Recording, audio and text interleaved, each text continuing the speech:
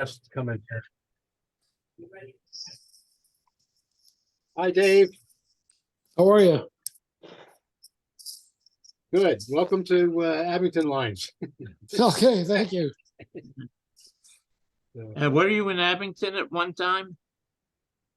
Yes, at one time they, I guess, originated down in Abington.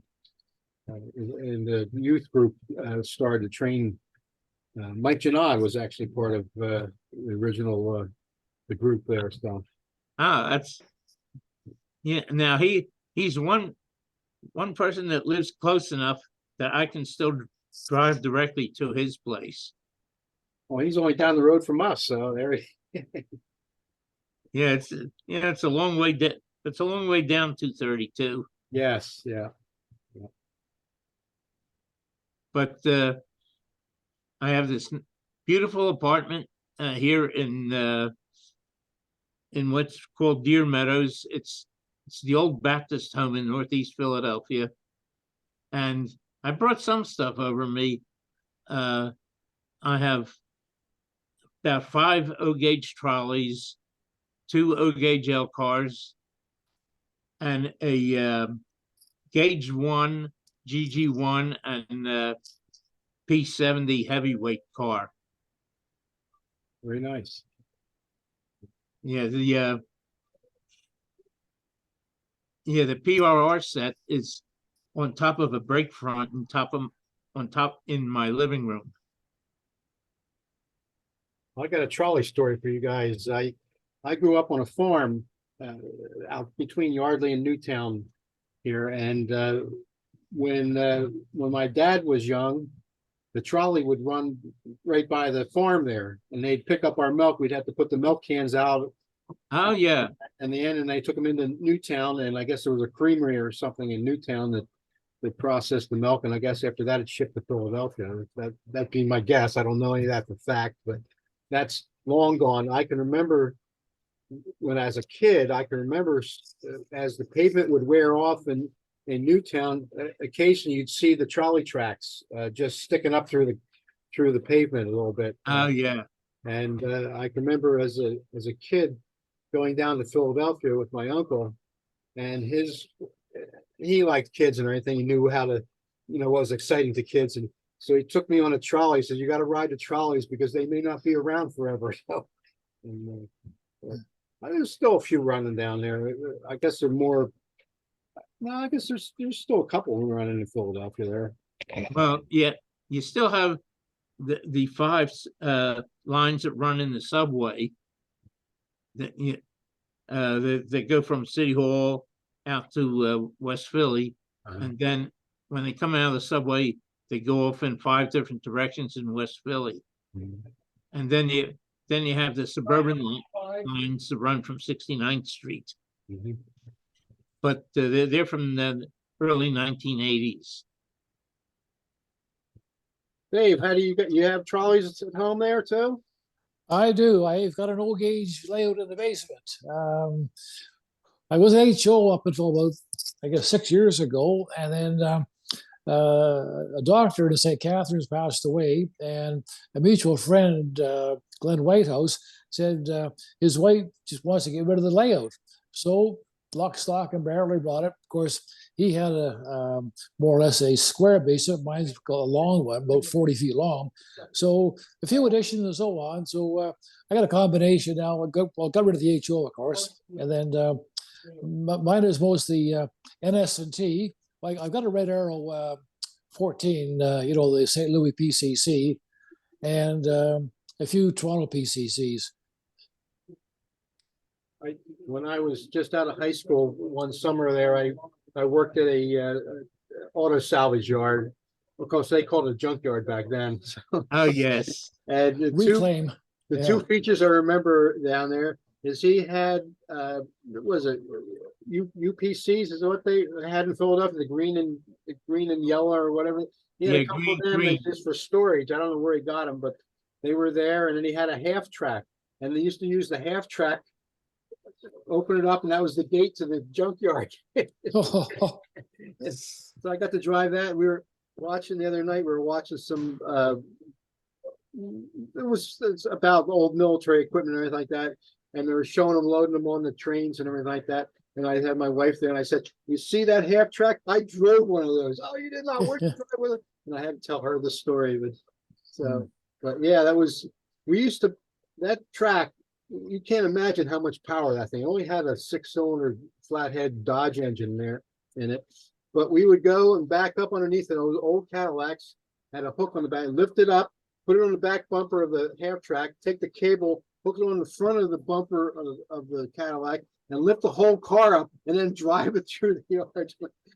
When it was at the end, when they got old and all ported out, we have to scrap them, But that's how we moved them around until it wore out the half track or something broke on it or something. But then it was just a gate going back.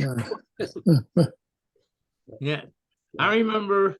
Oh, it's been many years ago that I once saw a half track driving on Red Lion Road near the old Bud plant.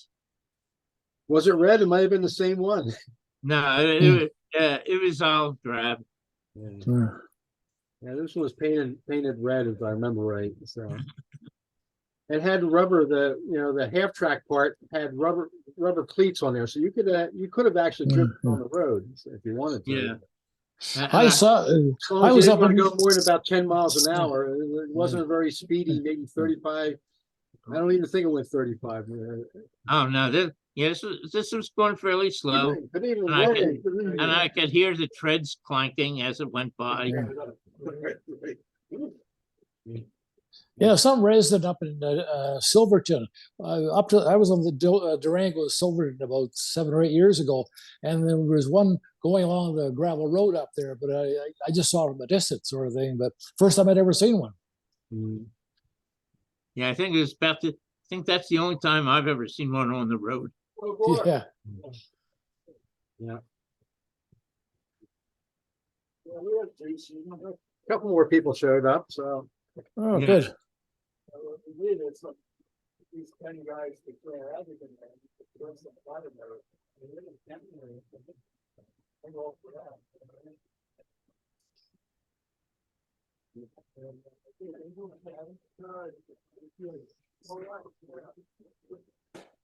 Well, you're missing out on some of the snacks they got over here. I didn't try any yet, but I'm going to shortly. So Yeah, pretzels and chips and I don't know what all over there, but everything I'm not supposed to eat. yeah. In fact, one thing that I remember that often showed up there were these soft pretzel bits. Yeah, these That's these bite-sized pieces. Yeah, there's soft pretzels here. Mike's here. Yeah. Mike's here. There's soft pretzels here. And dipping them in the mustard. Yeah. Yeah, we weren't sure what the turnout would be like tonight because of the weather, but so I guess it's not as bad as they called for, so that's the good news. Yeah. What's your weather down there? It's sprinkling. It's enough you have to have the wipers on a little bit. Yeah, it's the same here. I live east of Toronto, and it's about 36 degrees, but a drizzle and damp as all get out. It just makes your bones creak. Oh yeah.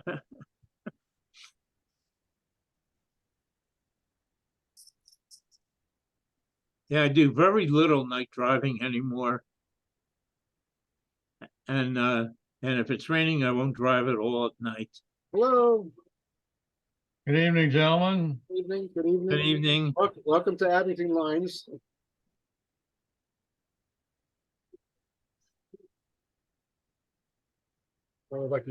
And in the years that I did come up there, I took lots of pictures. And I think I even shot some videos.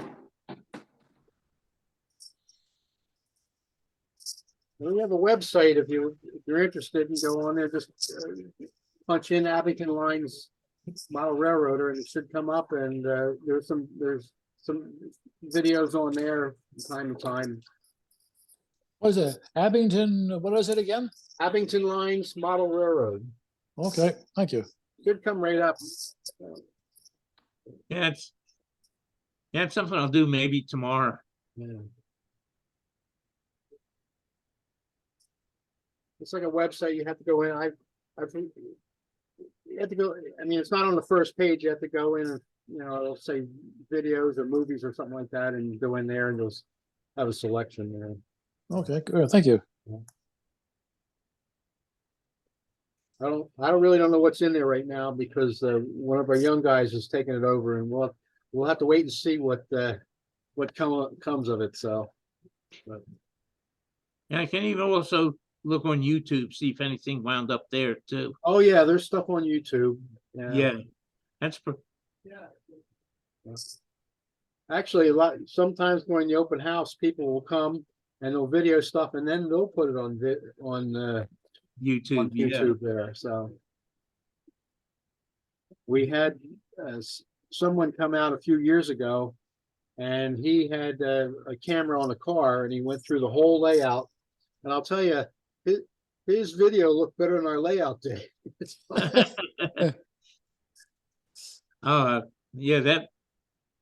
Yeah, that must really be good because again, your trains run at a proper speed.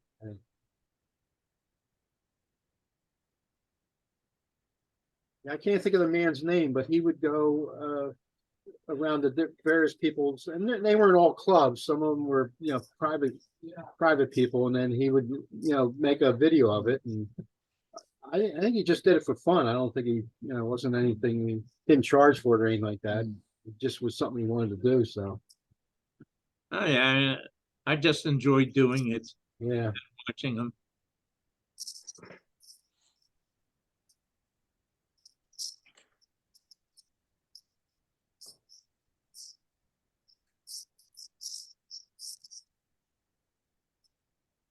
I don't know if we can do it. We should get away of walking around the layout so you guys can see the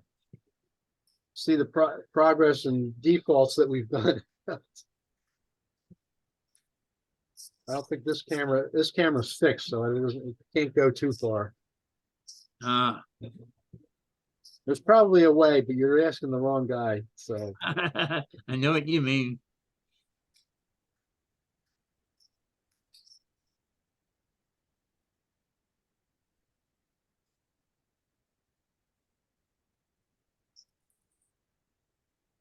there's something noisy coming around. I don't know.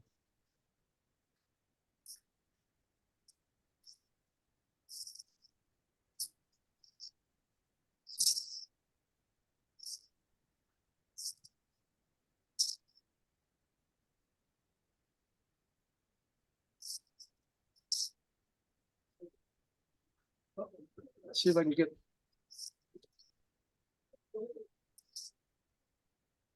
I can get a small glimpse and a very I small see glimpse. boxcars. Yeah.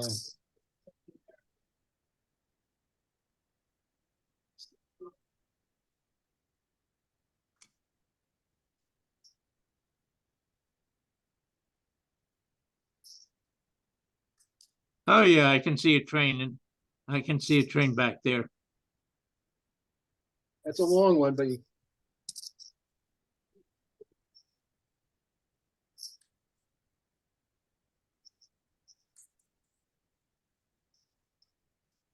amazing what they do with sound anymore. This engine here, when it was going up the hill, you could hear it chugging away hard. And now Oh, this yeah. down the hill, it's just coasting practically. And when it starts pulling again, you'll start hearing the chugs again. Oh yeah, and I just switched to speaker view, so your camera occupies my whole screen now.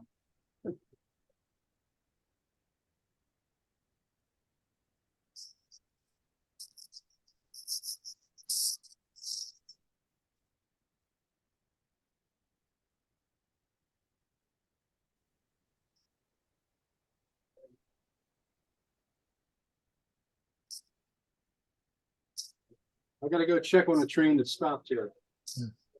Okay. Yeah, there's 4 videos on the website here.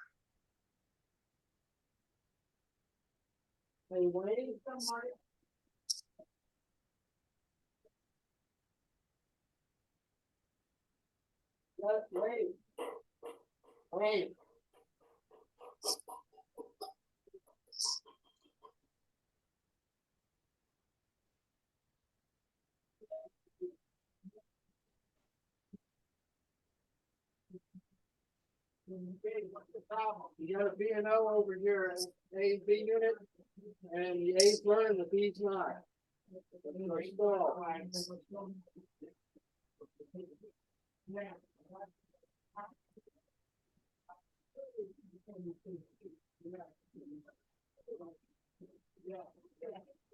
Robert, how are you?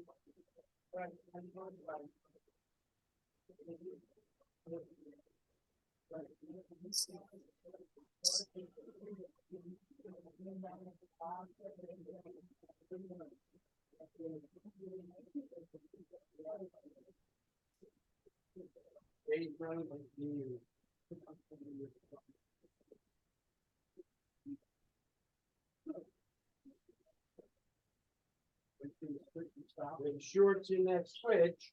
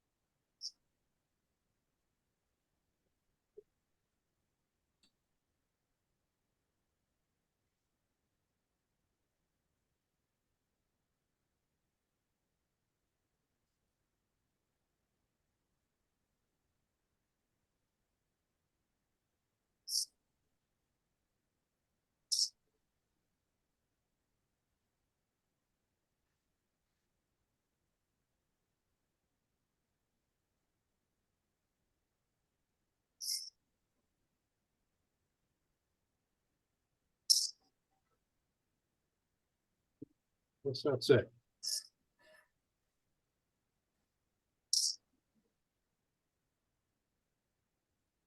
I better, I thought the cord was gonna be a little longer than that. I was gonna try to get over there closer to the layout, but there should be some kind of electric motive power coming up this way next train, but although there's no catenaries, I guess it's just a simulation. There it is, coming.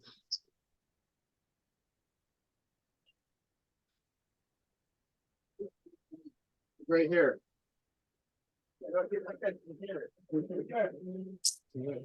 It's easy to pop up. It's noisy. Oh. Right there. I see the light. Oh, there's the light.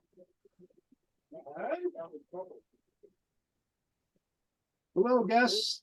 How you doing? Welcome to Abington Train Club.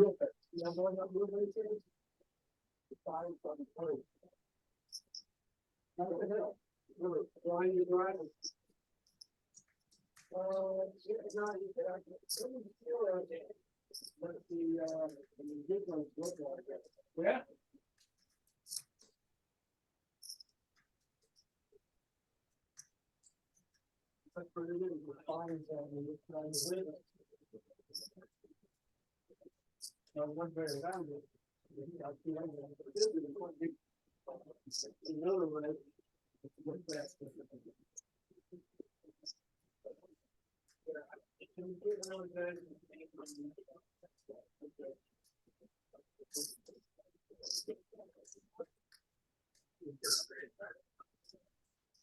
Yeah.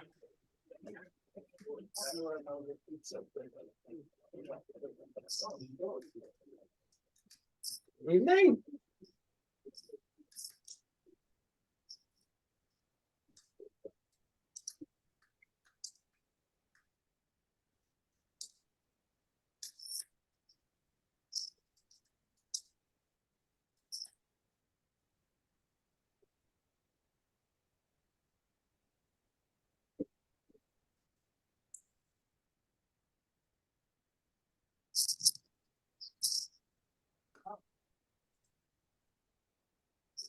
What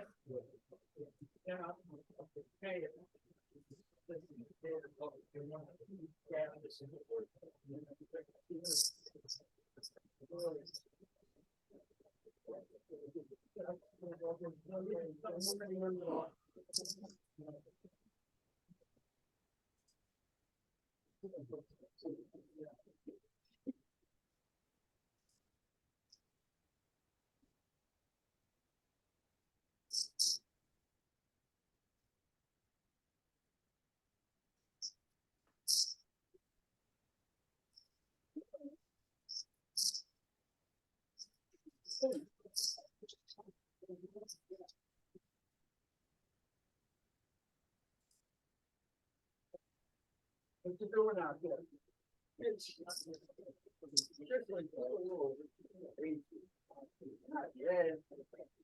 Not bad.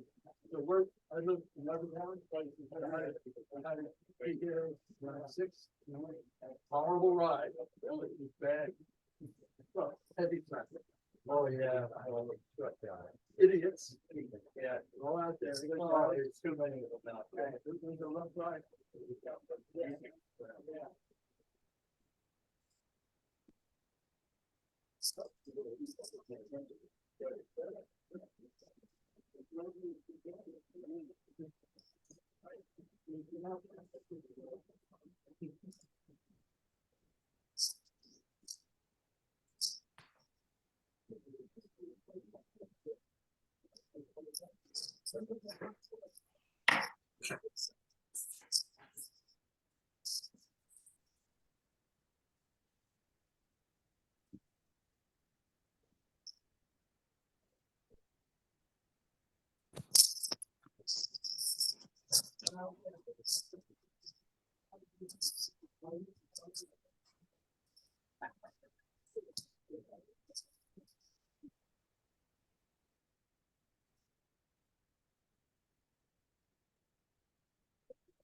Every once in a while I hear a little scratching noise. I guess that's the train moving around.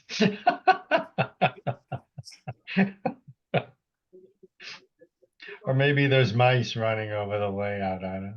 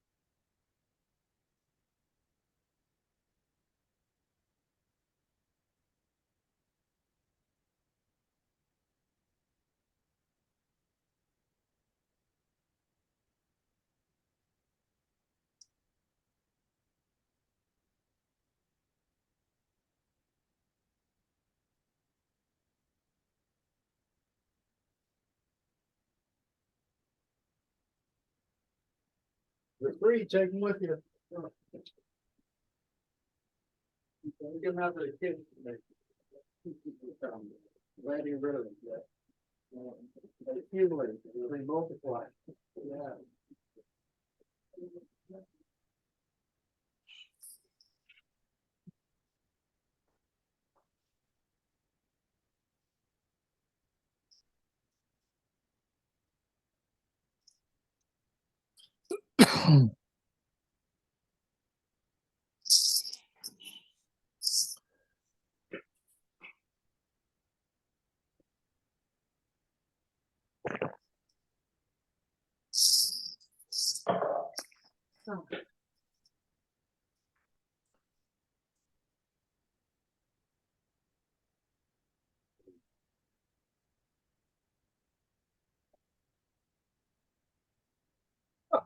Uh-oh. That's how I pulled the meeting to order. Oh. We're getting out to fix the train. Yeah.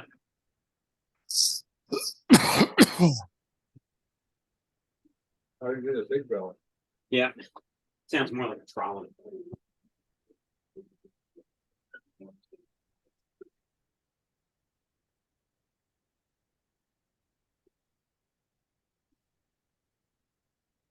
Been here before? No.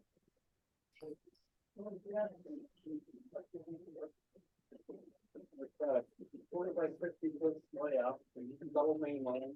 If you want to go to 50, it takes about 20 minutes to go around one.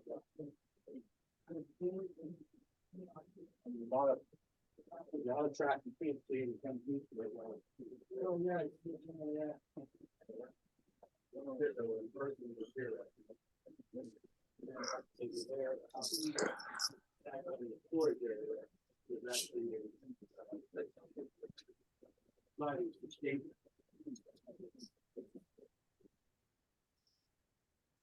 About 5 minutes. We'll start at about 8 o'clock.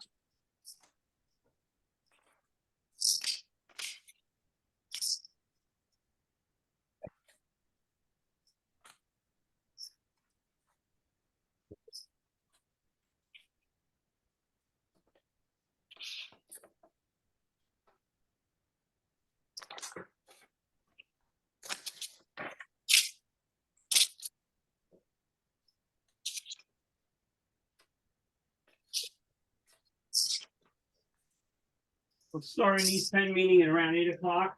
Thanks, you.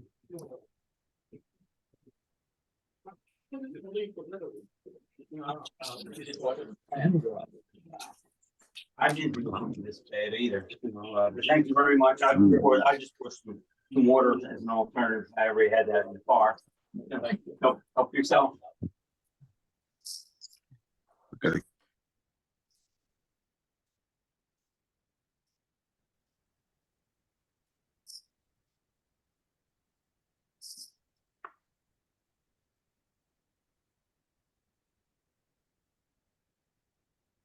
I mean, there's a couple people said they weren't gonna bother. I told you that last night, didn't I? The Zephyr? No. Yeah. Well, actually, I did mention something. Yeah, it was derailing all over the place. The cars are. Is this the club's code? The club sector? or No, just, that's Jeff's. Steps. Uh, Well, the things that happen to these, like. CSRA program has. The circle graphics, the heavy cars, the have an output. What is this? Huh? Are you doing it? Or- I hear myself. Bring it out to be fine and then. Alright, go Yeah. You finally figure out the street was destroyed. Probably needs more. Increasingly, it's just faster.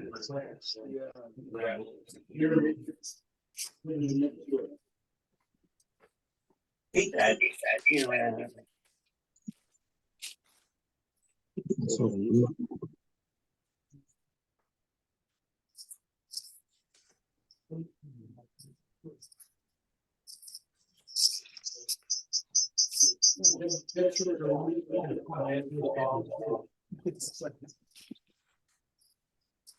If it was only that easy, the intermittent ones are pain in the ass. Years ago, we had an issue after an open house at the end of the day, over in this area here. And we couldn't, it was a short, we couldn't figure it out. We finally, we put regular DC. And smoked it. Found where the problem was. Doug said he was. And with the DCC, it just showed that. the short- Yeah. Terrible after. Yeah. Keeping us from running anyway.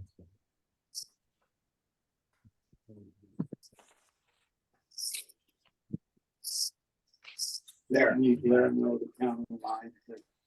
Charlie, you have a treasurer's report, right? Yes. Okay, Tom will not be here. Oh. Don Rowan.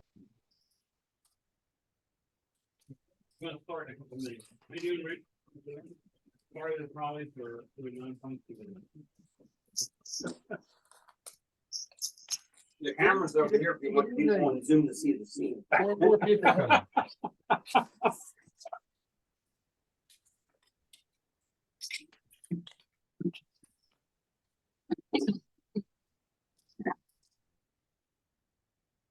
Yeah, I'm stumped how to get to the thing. Is that You where get it you're on there. meeting from there? Are Yeah. The camera's okay for you? I guess so. I got the mic over here, so. Okay. All right. I might have to leave and come back.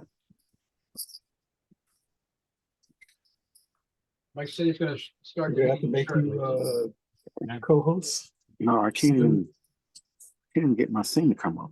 That's the thing. Like my screen.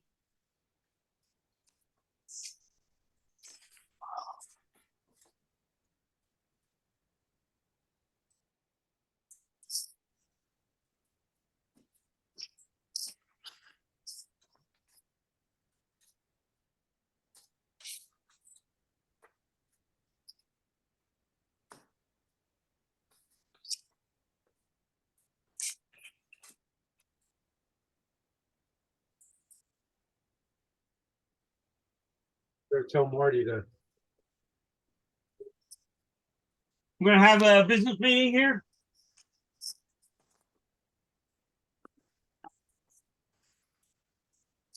Closest we got to a trolley gone. Actually, it sounds pretty close. Yeah, well, that's what I have under my layout at home. Oh, yeah. Yeah, I modified it to do it single strike versus ringing. Okay, Marty, can you? guys on the main line, you want to stop your trains for a few minutes?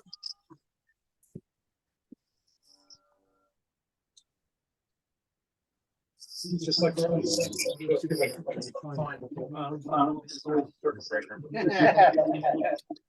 the problem and hit stop. Can everybody see me out there? Yeah, just fine. Great, great.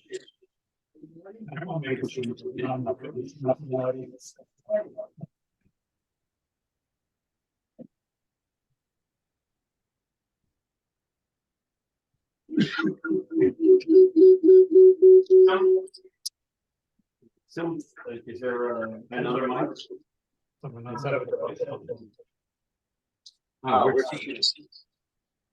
over here. I'm trying to mute myself. Okay, I was just gonna say I could. Sounds like the P5. Yeah, anyhow, let's get started. Tom Lederer sends his regrets. He, like I, got our weekends confused when I was originally scheduling this meeting. I thought we were going to be on the 8th.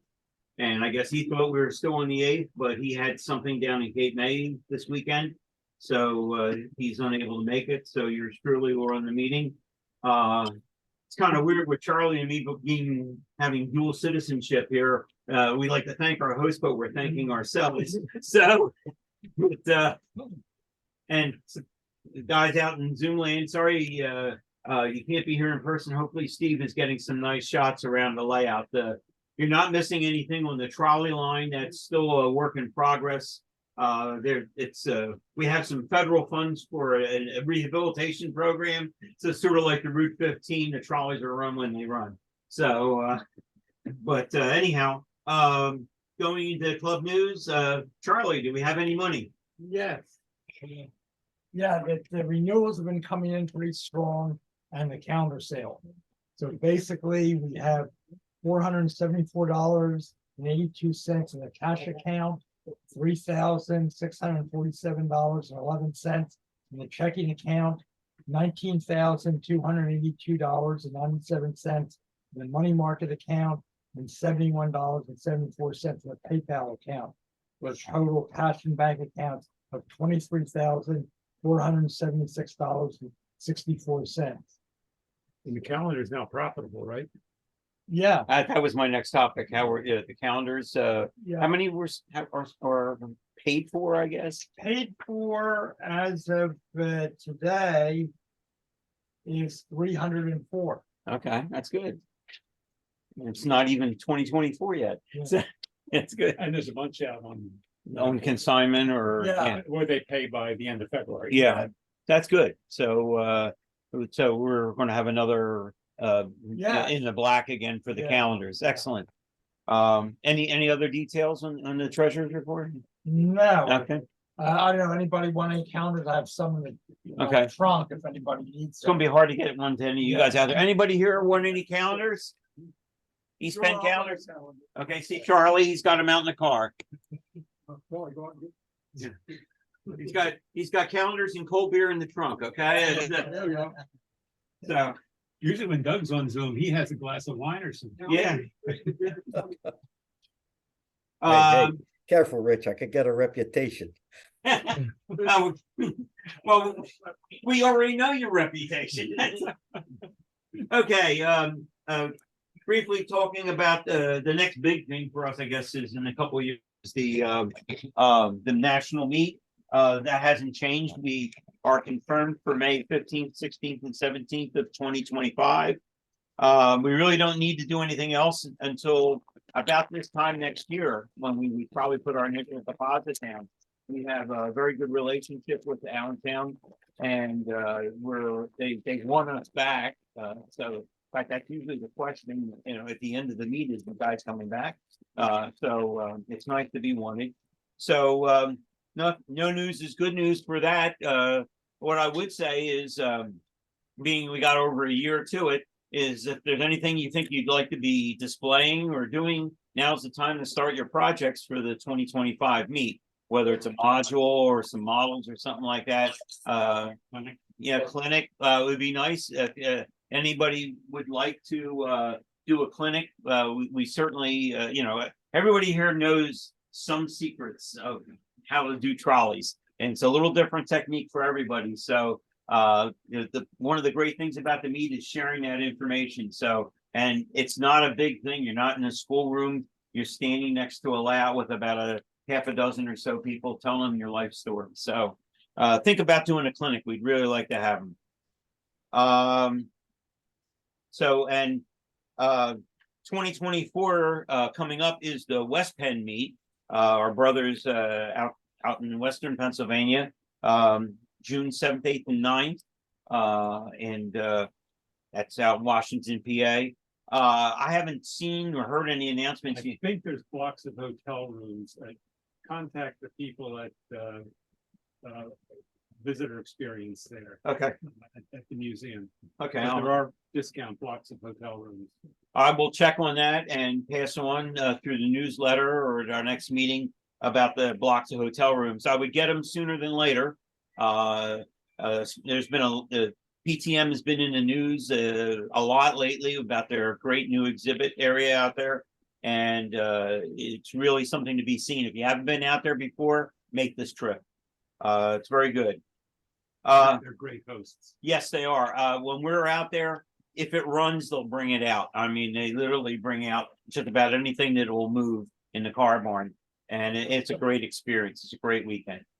Our upcoming meeting schedule next month, we double the size of the railroad trains we're watching. We go to Cherry Valley over in New Jersey. That's going to be on the 12th. That's a better weekend for them as they prepare for their open house, just like we're preparing for our open house here. So that's a better weekend for them. So it'll be Friday night, 12th. And then in February, we're going to John V. Gallagher's on the 2nd. March, we're going to Bob Dietrich's. April 5th is a Zoom photo contest. That seems to work very well on Zoom. So we'll all be sitting in front of our chairs and tables and watching all the pictures go by. There's going to be a tremendous snowstorm on May 3rd as we visit Rich Allman. And as I mentioned, we'll be at West Penn meet in June. So that's the upcoming schedule. If there's any changes to that, we'll let you know as soon as possible. The upcoming train show is kind of sparse here. There's a train show. We're not displaying at it next Saturday at Constadter's in Philadelphia, over just off the Academy Road exit of 95 at Frankfurt Avenue. It's sponsored by the Rockledge Model Train Museum and the NMRA. And I think they have an even bigger amount of area than they had last year. So, and I'm going to be there selling some trains. So if you go there, you'll see at least one familiar face. January 13th and 14th is Greenberg's out at Oaks. And I believe both HO and O are displaying. I'll check with David just to make sure. And I thought there was a Greenberg's or some kind of show in February at Wilmington, but I can't see any evidence of it. So I'm not sure what we have after January, but That's usually in March. maybe it is, but Yeah, February, there is a show at Timoni. okay, oh, no, okay, I'll check. This weekend.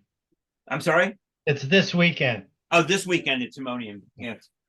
So, yeah, there is a Timonium one this month. Oh, really? Yeah, so, yeah. But it's not the great scale show, it's something else. I'm not sure. I was on the trainshow.com and didn't see anything there. So, something pops up, as always, David can use some help, it's not his purpose to make it a one-man show, and many hands make light work. So, if you'd like to go out and lend a hand to either the HO or O scale folks, get in there. It's a lot of fun, and you get to walk around the show and spend money you really didn't need to spend. So, model news. Anybody have any model news in HO or O? Okay. The G6. Okay. The G6 can be seen over New York. and you want to just explain what a G6 is? G6 is the half of GG1 that crashed, and the shop people in Wilmington decided that they were going to save it, and they built it into a snowblower. Okay. Yes. So it's a So half. But it's a G6 because Pennsy, as you guys probably already know, only went up to G5 with the G5 steam engine. And it was never a G6. So that would be the G6. but that was one that was carefully hidden in the shop so that the When the brass would come around, they didn't see the G6. yes. So commercially, anything new that anybody aware of other than the fact that we do have KCPC cars around. I think a lot of them have been, at least the DC ones have been sold. I think there's still some DCC ones around. MB Klein is selling them at some They're cheap, ridiculously yes, cheap yeah, I price. saw that. They must have stolen them or something. Yeah, so when Oh, it's scrap. yeah, it could have been, Yeah, no, $68. yeah, that's like half price for the cars. So I guess they're worried about getting stuck with them. So, but that has to be less than what their cost was. So, I don't know. but anybody anything in O scale? The latest thing was we had the Atlantic City cars show up, and I'm still looking at mine and contemplating. Doug's working on his. Yeah, Doug's he's leading the pack all the time, so I'm just going to do whatever Doug did on his car. So, and the other thing is, I guess You're muted, Doug. yeah, you're Sorry. Yeah, the last thing I did was I'm having handrails printed by Shapeways in brass, neat. because otherwise they're not sturdy enough. I've got the for those that are using Q car trucks, I've got the third rail beams 3D printed, and they just kind of snap into the to the Q car truck, and the piping at the end, because Volkmar only supplied wire for that. And in O scale you can see that the detail isn't there. So Yeah, I've done those, and now I'm starting to figure out how I'm going to paint these things. So I did see one announcement. I guess went by on Facebook about a company in Australia that did the power trucks, and everybody thought they were out of business, and it said our demise are greatly exaggerated. Hollywood Foundry? No, not Hollywood. the Black Beetles. Yeah. Because there was a US distributor, but they're gone. But you can apparently get them directly from Australia. I was thinking So- about that for the boat tram as maybe a source of trucks. Well, Ed and I were both thinking about that. So great minds and all. Yeah. So All right. the other thing is Volkmar is going to be making because he's working on an electromobile in O scale, and he had posted pictures of the window guards, and I said, gee, Volkmar, these would be great for the Shore Fast Line cars because they had window guards too.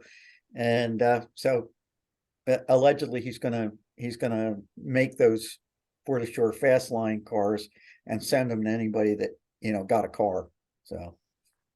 Great. So, we'll see. If not, I'll bug them. Yeah. Yeah. And any other news that anybody can think of for models at this point? Not news, but if anyone wants to exercise their own gauge trolleys, my layout in Holmesburg Junction is available. Excellent. Thank you for the invitation. Yes, I have been.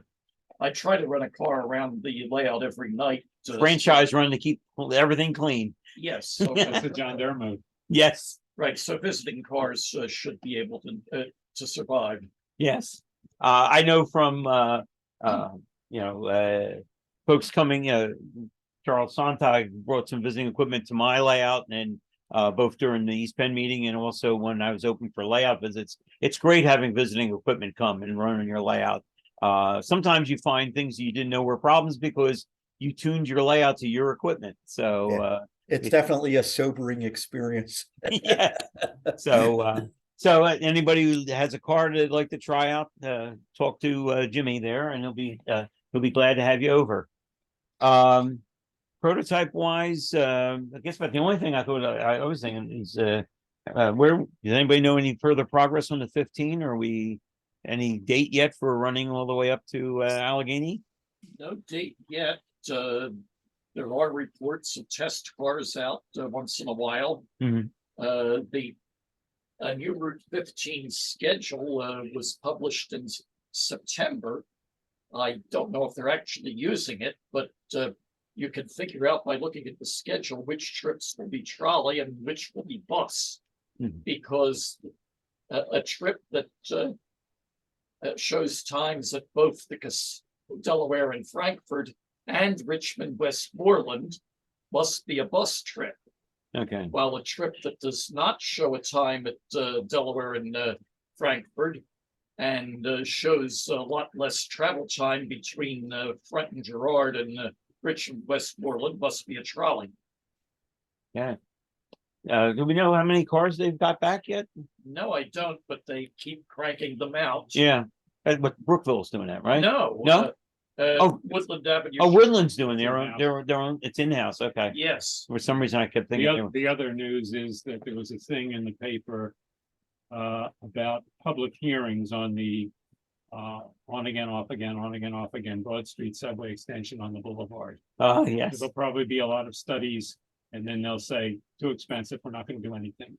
It's like, I'm not sure if anybody in this room will be alive if the cars ever start running up the boulevard, but or online. It's like a lot of these things that we were thinking that about the King of Prussia line, and Except as where dreams go to die.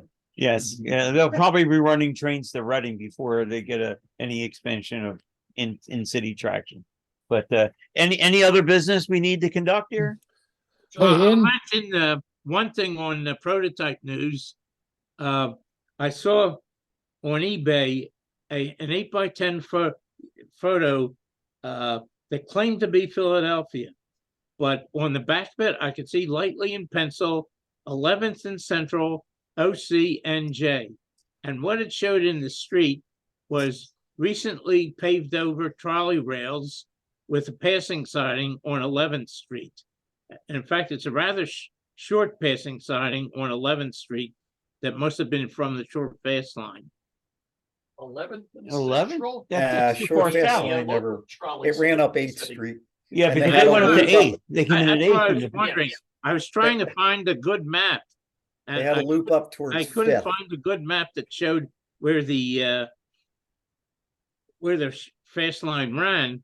So yes, It pretty much went to the 8th and the boardwalk kind of went straight in.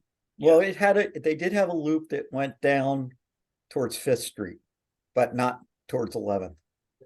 yeah. So it must have been an error on the caption, but at least it alerted me to look at Ocean City. Yeah. Yeah. Interesting. Ocean City did have local trolleys, and they were under the same ownership as 5 Mile Beach and In Wildwood. Wildwood. Yeah, that was going though in like A question 1932. on the the NHRS newsletter, they showed a presentation at the public library on the history of trackless trolleys in Philadelphia.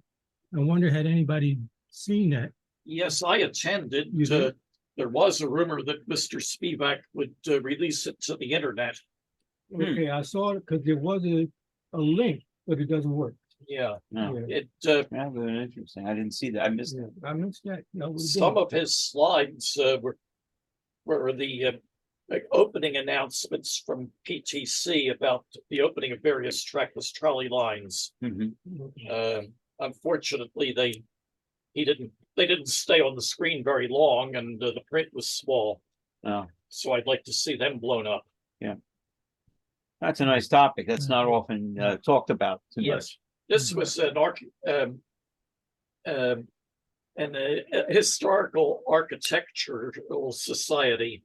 Okay, I'm getting tongue tied. that's okay. That's a but mouthful anyhow. Yes, they seem to be meeting monthly at the Central Library. If you follow the link, there's one picture of the 1923 trackless trolley on Oregon Avenue. That's all you Is that the one that had the poles forward, like near the Right. front? There's a Bernie body. right. Already by. Yeah. Yeah. Yeah, Yeah. and solid rubber tires. Right, solid rubber. My You butt know- already hurts for riding in that one. Knowing how the streets were back then Right. too. And grade crossings too. Yeah, and cobblestone streets, you know, Go it's to the like, bathroom first. yeah, get off the trolley, wait an hour for your eyes to stop bouncing, right? You know, Well, fortunately, that was only on Oregon Avenue. Yeah, that Route 80, that Oregon Avenue trackless. Yeah, that was a presentation that was online. That one that he's talking about. okay. Back to the Ocean City for a minute. Yes. It's always possible that with the local lines, that picture at 11th Street, that could have been one of the local lines that was mentioned. Mhm. You know, and not the short fast line. Okay. In Toronto, after 3+ years, the cars are running out to Long Branch now. Hmm. The intersection at Roncesvalles, King, Queen finally finished, as was the sewer work. So some resumption of the trolleys in Toronto. Okay. Cool. Speaking of Canada, yeah, a new light rail line in Edmonton opened last week. Nice. That was in the news again today. Unbelievable. Once again, they have no idea. They said they'll have an announcement when they can give 3 months notice to when it opens. It's about 3 years overdue and about $5 billion over cost. Go figure. Ah, I guess folks in this country are envious. Yeah. Okay, is there anything else? Any business we need to conduct? Yes, sir. Long distance, a new metro line opens in Lagos, Nigeria. Wow, that is a couple woods and a 9-iron from here. Right, yeah, they promote it as having, the elevated as having a fabulous view of the city. So they're considering it a tourist. The tourist line. There's only 5 stops and is pulled by diesel locomotives. The third rail is there, and once they get the power thing straightened out, it'll be running 5-car walkthrough set. Neat. Very nice. Which for that city? news. Which city is this? Lagos, Nigeria. Oh, okay. Comment, I've been collecting lost and found from various trolley meets. Like cables and wrenches and spacers and. Didn't find a Other soldering odds. gun by any chance, did you? No, No, no. okay, because I lost one. Pizza box. Go ahead. So what did you find? No, cables for both automation and power from modules, Okay. wrenches for, I guess, for tightening the bolts between modules, spacers between modules. If either if you want to take some pictures, we could put it, in the newsletters, Lost and Found, or maybe just bring it to Cherry Valley. Yeah. We can put it on the table, claim, are these yours? If there's a short list of suspects who that might be, given who put the layouts together, and one of them might be David, and he's likely to be at a New Jersey meeting. So, Or John V. or John V. So, Now just seems that I carry the lost and found home. well, at least we just don't leave it on the floor. I ended up with the curtains, the drapes for around the modules. Oh. So, and I'm pretty sure David's I going had them for a couple of years too. I guess they just kick around the different places. So, but I figured David might need them for Oaks. So either at this meeting or next meeting, we'll reunite them with the right person. I am interested in bringing O-gauge trolley modules to shows. I have a good many, but I don't have enough junctions. Well, you really need to coordinate with Dave, who has a trailer full of them too. But I'm sure he would glad to have some other modules. That way he doesn't have to schlep quite as many. So if he knew what you would be bringing and they could coordinate, that would work out. So And he's Well, now good at that he's mapping out a good, layout too. Now that he's in a family way, his schedule is limited. well, I think actually his schedule is more limited by his employer lately than Yeah. so. When is the Oak Show? What did I say? The 13th and 14th of January. Oh, Uh, because he hasn't said anything to me, and usually I hear from him if That's Greenberg's. we're planning on doing a show. Alrighty, if there's nothing else here, we'll get back to watching trains run. Thanks for having me. Thank you for your attention, and everybody have a happy holiday season coming up. Stay safe, and hope to see you in the new year over at Cherry Valley. All right, Merry Christmas, everyone. see you guys. All the best. And as they say in trolley, 2 to go.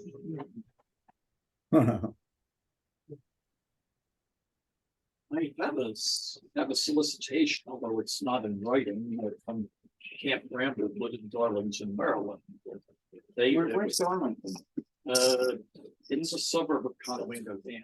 Okay, so it's Western In Maryland. Harford County. I don't know. Central? Eastern. Yeah, it's south of York County. Well, to me, that's central because Eastern is like Eastern Shore. Oh, in Or Tucson. Cecil County. Yeah, because I was southeastern Maryland. I was Southland, Calvert and St. Mary's County. Southland Route 1, cross Conowingo Dam and make 2 lefts. Okay. And that is a solicitation for what, us to come or? Well, a solicitation for us to pay to take over the place for a show. It's not in writing, but he gave a wild estimate of $50 a person a day, full American plan. That is meals and lodging included. And full use of the facilities. Offline, let me talk to you about it, with the size. It's not, there's a lot of questions and a lot of and he's open to bargaining because he can see from our schedule that summer is his high time and we have been either May or September. Well, yeah, we haven't been September for a while, Right, and we're May. Yeah, It's not cast in stone, but it's let's put it this way, with the proper encouragement, things could move, but no, May is not his high time. okay, so that He's would be, trying so to- he's looking to fill some empty rooms. Fill his shoulders. Yeah. Yeah. We can grab something to bring it back with. Or anything here. It's obviously a lot of negative. More about that with Alan. I got some stuff for sale here.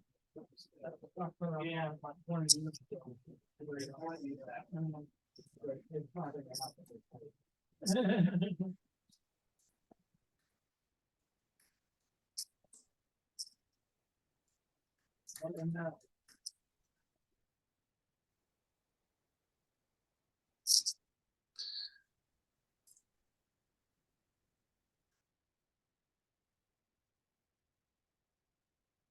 Oh,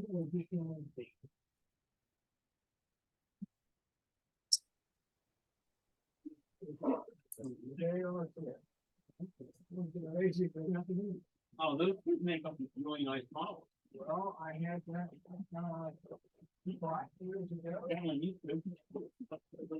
And I decided that if anything happened, or find somebody else that. Who?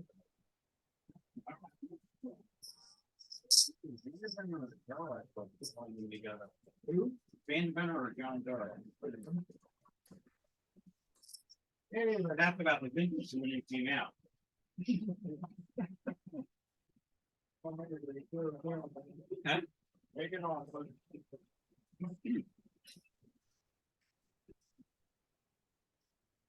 Same stuff.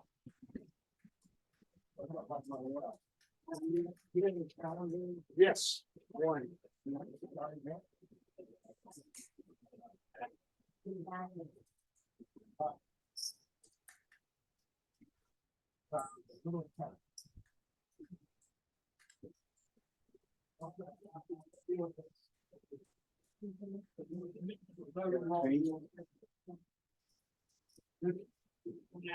What do you have left, Charlie? Maybe 100? I think so, yeah. Yep, try not to look at it.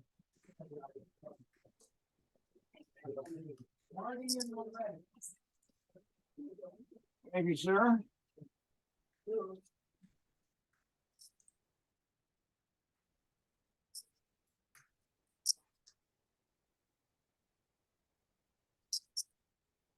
You don't want to buy nothing on it?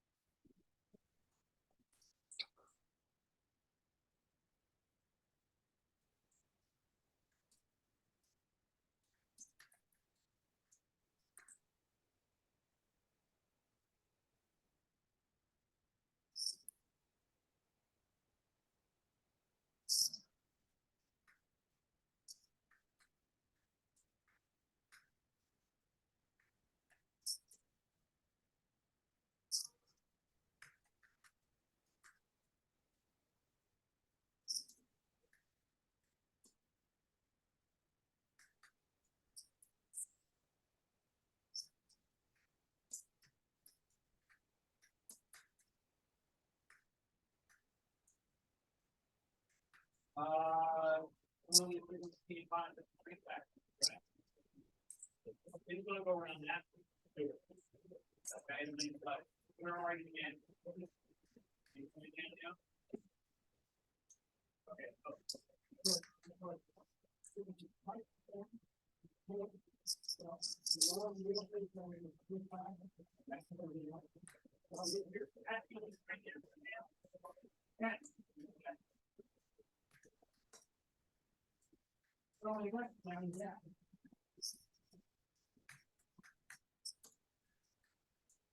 What you looking for, Charlie? Yeah. To see you was still on. Oh, okay. Yeah.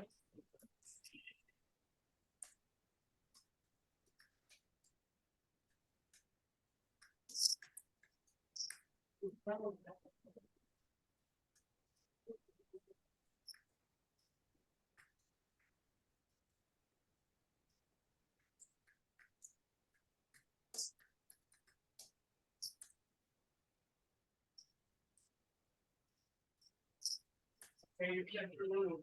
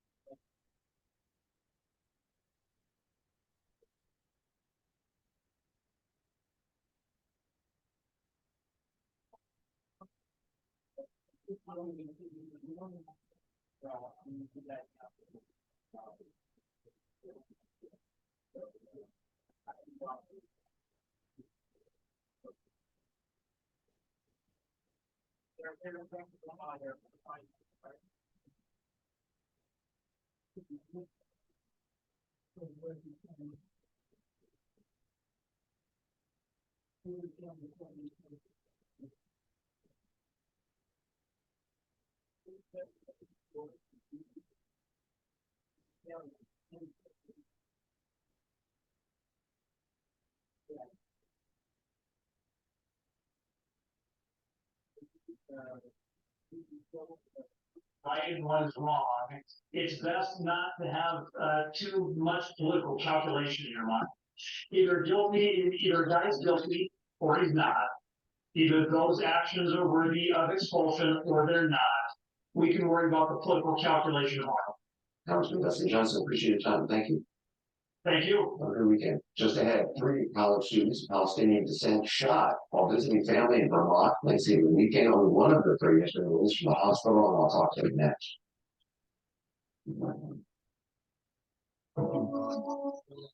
I don't to say this. Why would you do that? Because I'm not in jail. Oh, God. When the break is here, I'll see you wrong. Just like my mom.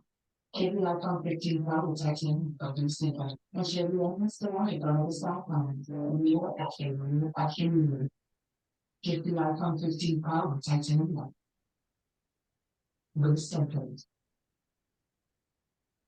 The Medicare Advantage and Prescription Drug Plan annual enrollment period is now open. Every year I have to listen to all these results. We're sorry, Karen. We know it's annoying. Time to check and see if they can enroll in a plan that will save money or include additional benefits. I just want these commercials to stop. Honestly, Karen, we do too. But this is the only time. Hi, is there any sound?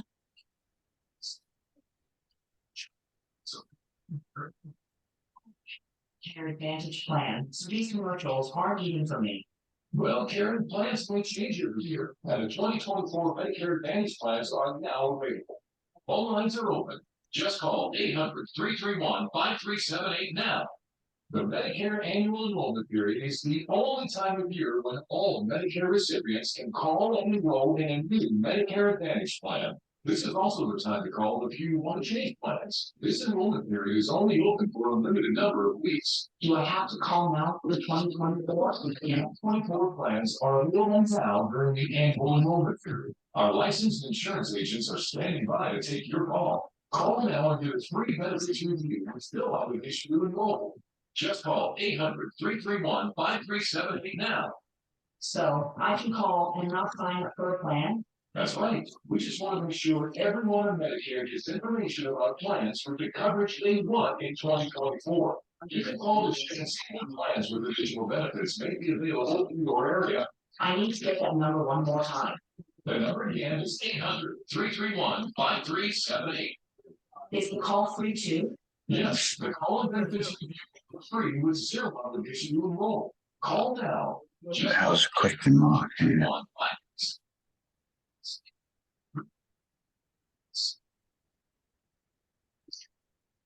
Step this chair and running this card. I get it out, right? Probably the story of John Sugar. I'm seeing Austerity is awesome. When the government spends less, you bring down inflation. Austerity is awesome. And you create policies that increase. Well, John, they already had the business meeting and did all the talking then, so. Yeah, my computer locked up.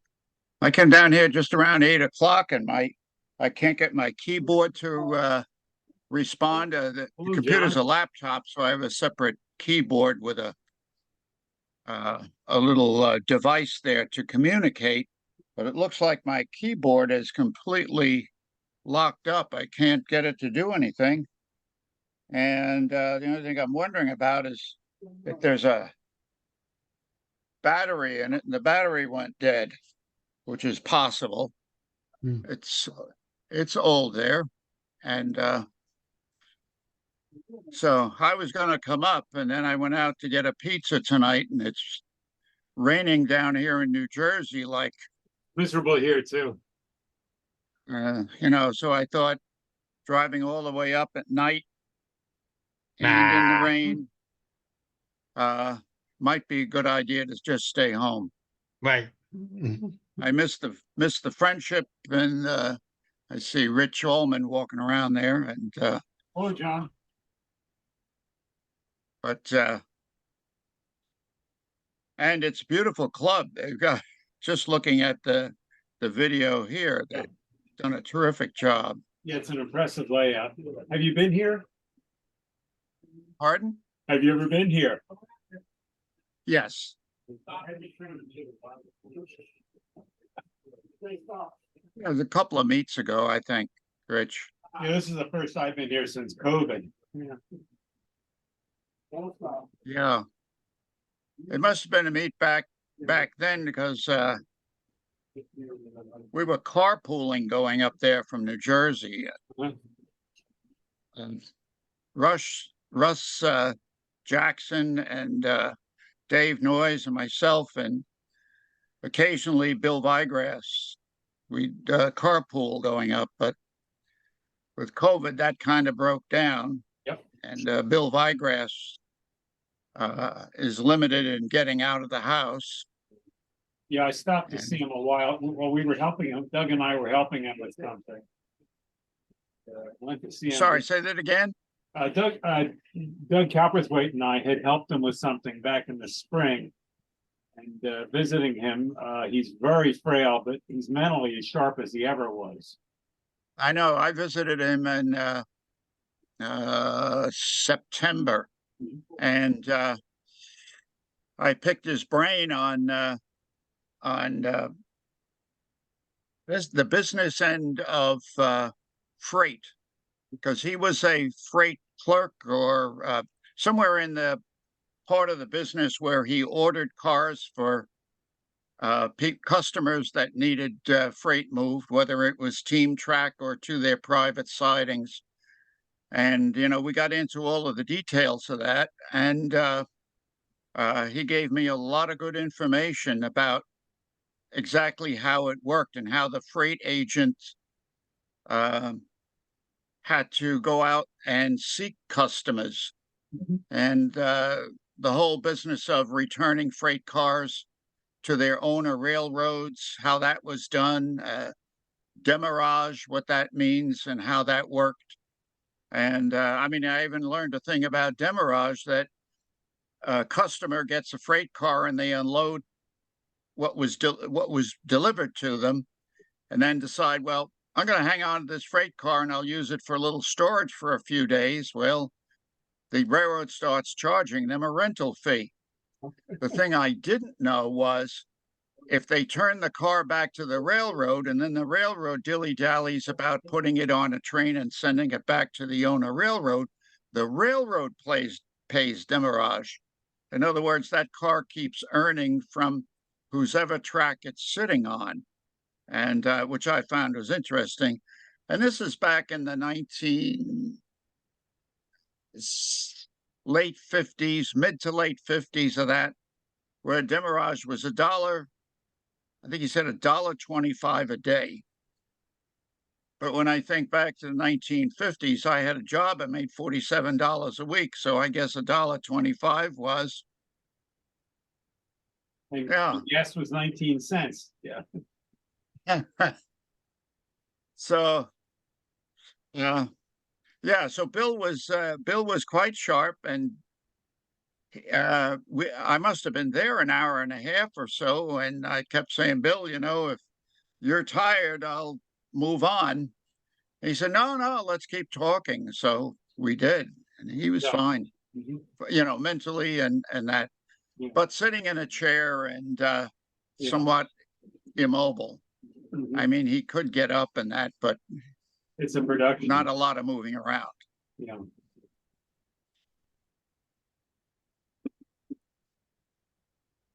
It's an interesting train there. Is that unpainted or it was supposed to be silver? Where? Circus train. Oh, is that a circus train? Okay. Well, I may head down the road. If I don't see you guys before, Merry Christmas. You Same to you, Rich. Thank you. And your family. Thank you. You too.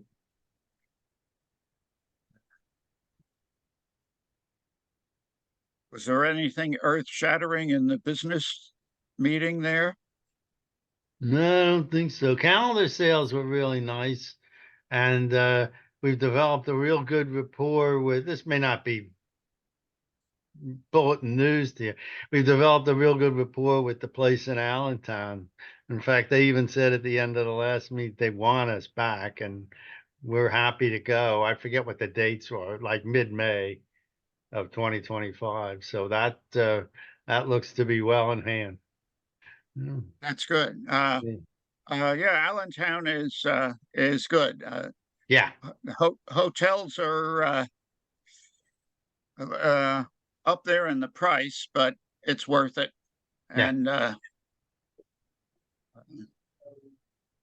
I now have a truck that I can haul my module on, so I don't have to rent a truck. Mm-hmm. That was a little expensive. But maybe I ordered a truck a little too big. I should have ordered something. I wasn't smart in terms of shopping for rental trucks, but so now I own one.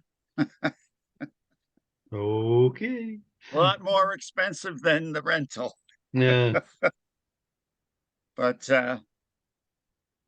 yeah, I had a Dodge Grand Caravan, and prior to that, I had a Grand Voyager, or what they used to call the Grand Voyager, same body style, the stretch model. And prior to that, I had a K car. I don't know if you remember Chrysler's K cars. I remember the term, but I forget what they looked like. Yeah, and I had a station wagon. When I built my module, I built it to fit into that K car, and it fit just fine. And my module it's somewhat triangular in shape, but essentially you need a 4 foot by 4 foot space, and it would slide in, no problem. It passed the wheel wells that stick into the body of the car. Oh, okay. In the K car, and that was fine. And then when I bought the Dodge with the longer body, like the Grand Caravan, the Grand Voyager, I guess it was called. I'm sorry, when I bought the Plymouth, that was fine. The door opened on the back fine. I could just slip my module in.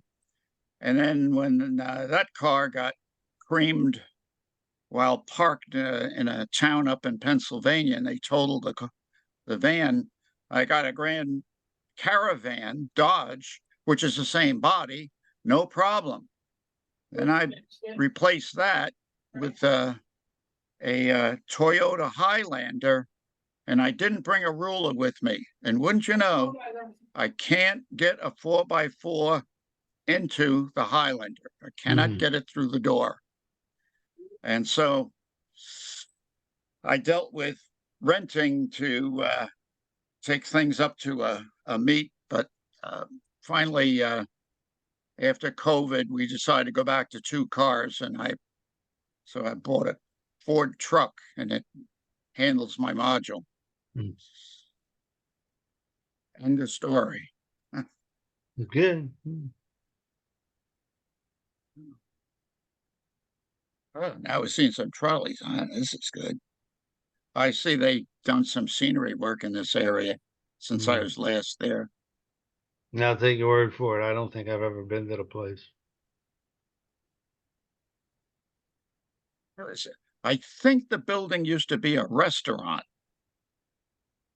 And of course, now there's no kitchen or anything else like that. And the railroad occupies the whole structure.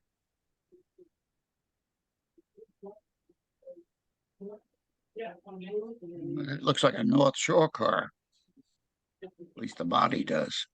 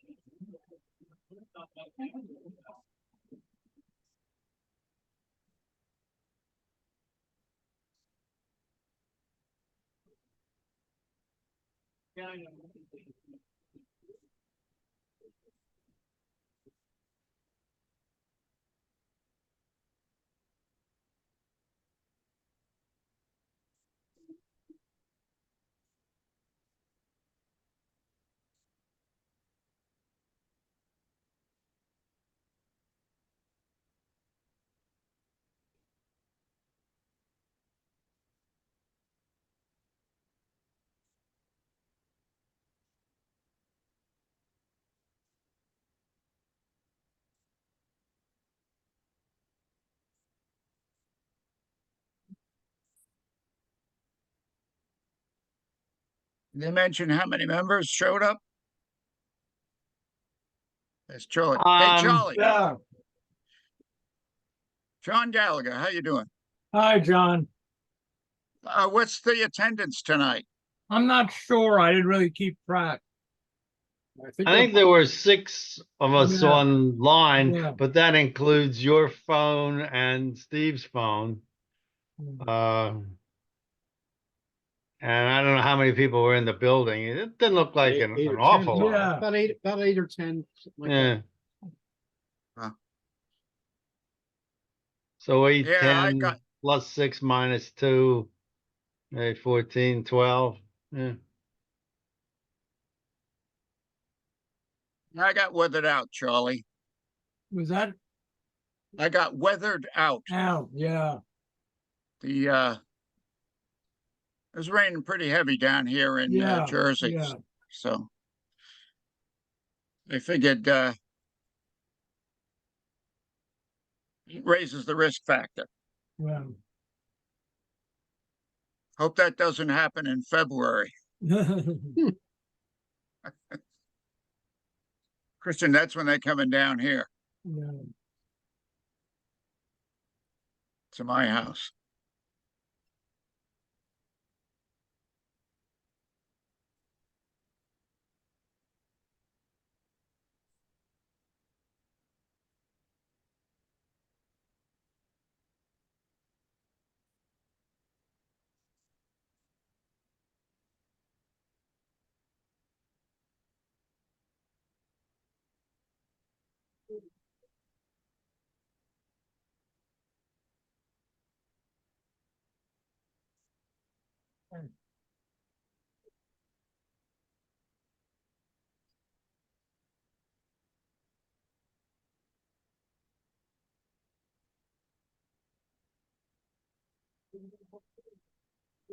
Oh,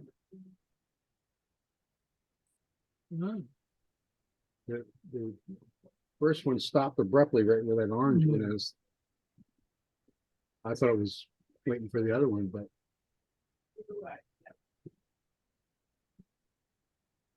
Yeah, this is not DCC, is it? No. It's straight DC. Yeah. So you're in a dead spot there. Well, maybe the block maybe shut off. we have the provisions there for DCC, but they don't.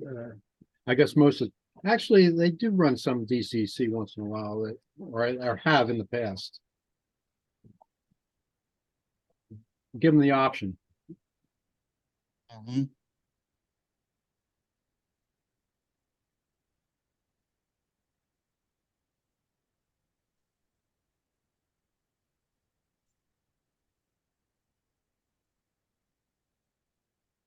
When we first switched over the main line, we had one DCC side and one analog side. And a couple of the club members, oh, we want to keep the analog. Well, we found nobody was running analog. Everybody was running DCC. So and we were having problems with the track polarities and stuff like that. And there were some special issues there when you're running both. So several years ago now, we switched over to 100% DCC on the main line. I think there's one yard that you could, if you wanted to, you could switch it over and run analog in that particular yard area there. What system are they using? What manufacturer? Digitrax. So Yeah, because the Digitrax, you can run one analog engine on the layout along with all of your decoder equipped. We've found that when you're running when you're running a double O, which is the analog circuit, funny things happen. Now, if you're just running a one engine by yourself, it's probably okay. But when you have multiple engines out there, what happens, or at least on our layout, is sometimes the engine will go and then all of a sudden it'll automatically reverse without doing anything, and then that's not too good when other trains. And so we if you wanted to come after on one of the nights that we're not here, on the running, and had equipment, then the club members can come and run analog, but there's some special issues with that. So Yeah. Are you guys using any of that LCC that NMRA came out with or dreamed up? I guess not, because I don't know what it is. So it's connected in with the DCC system, but you can control your switches, your turnouts in front of your engine. If you know what the code is, I think that's how it works.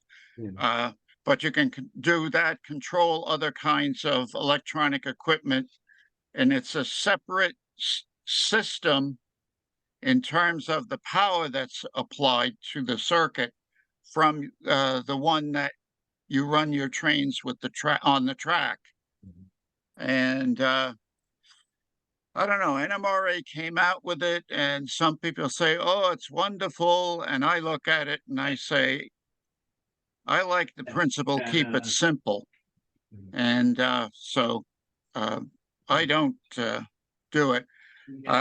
With the trolley cars that I run, I can always run an analog car along with the decoder equipped. And I don't recall, every once in a while you get some glitch happening, but I don't know whether it's caused by running an analog car or something else. Yeah, we have on this layout, we actually have provisions so that one of the yards where you could actually bring freight in from the main line and then transfer it to the trolley line and have that delivered to some stop on the trolley, and then they could bring their freight down. And eventually when we get into operations, that's going to be part of it. So at least that's our long range plan anyway. So yeah. But it has to be a separate track. There's an isolation track where you back in, and that track is neutral, and then the trolleys would go and hook up to it, I guess. That's right, because the 2-rail and the trolley's a 3-rail. Yes. Tom Piccirillo, who does O-scale traction up in North Jersey, and has a fantastic layout. He does that, and he has an interchange yard, and the interchange yard is for the most part run with traction, with both rails grounded. But all his freight cars are 2-rail, without exception. Now his trolleys are 3-rail, and so you got positive on the overhead and both rails. It's like a 3-rail system on the track rails. So he's got this rather complex switching system where this interchange yard is. And I was told when I was participating in an op session, when you come into that yard, you got to make sure it's set up for 3-rail so that you don't have any short circuit. And sure enough, I forgot and I'm switching cars, and then I parked the trolley on a siding and did not throw the switch. And then a freight train, two rail, comes into the area for interchange, and they throw the switch, and I shut the railroad down because I grounded out the Yeah. two rail. And so when my own railroad, where I interchange with a two rail freight, I was going to do what Tom did, and I figured I'm going to have toggle switches all over the place to do this. And so I decided I went to dead rail, battery power, and it doesn't cause me any problems, and I don't have to do any of that. So my two rail engines don't run two rail; they grab their power from the onboard battery, and it works. It works quite well. They have that in HO now. That's one of the newer systems that they're coming out with. It eliminates all that fancy stuff, you know. Yes. As long as your battery's charged, you're good. Yeah, I've gone a little overboard. This is O scale. I have an NW2 switcher, and so there's a lot of room in the engine compartment, and it's only powered by one truck right now, and that's a bit of a problem with me. If you go on to a grade with only one truck powered, the ability to pull goes down dramatically. But anyhow, I put a battery in there, and I found out it's a battery that the Garden Railroad guys use. So it's not quite the size of a brick, but probably weighs as much. But it fits inside, and I've run that, and I said, how much time have I got with this battery? And I've run it around the layout. I can run it around the trolley part without freight cars behind it. Ran for 5 hours, and it was still going when I stopped. So a lot of those batteries are for security systems and stuff like that, and they just last longer. So, what? The problem. And the other remote. Coming out, we have to do it. Yeah. You want to find out why we move. Blame it on Bob. Yeah, see, why Digitrax use it? See, I don't think those connectors, they were built not to be connected and disconnected a lot of times. Plus, if you hang them, they seem to get stretched out there. I think the reason they went that was because it was cheap. Yeah. I bought, I don't know how many hundreds for pennies online there, so.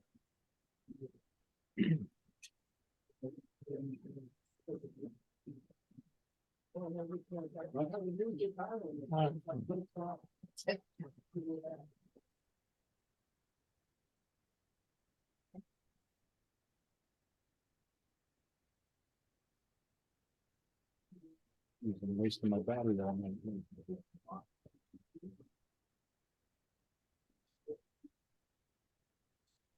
So we're down. I went to the dollar shop. My battery only had 7 volts in it, so I figured I better get in.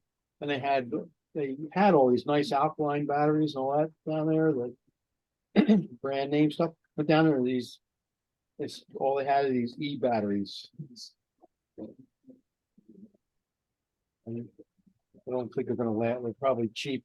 They're probably not gonna last very long.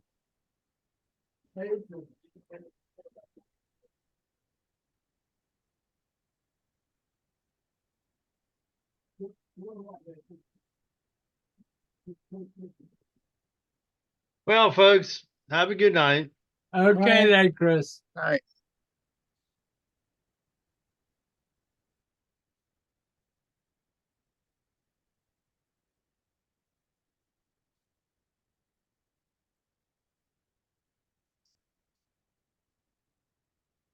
I thought he was videoing the, for himself, but now I realize he's Yeah, he's running around Yeah. the trolley there. yeah.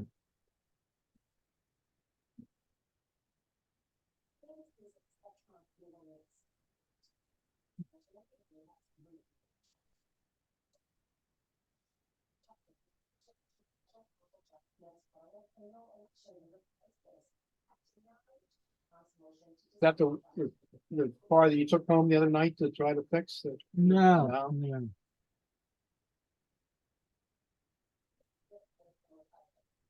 That's a really nice part of the layout there. Good long distance run between stations or stops like that.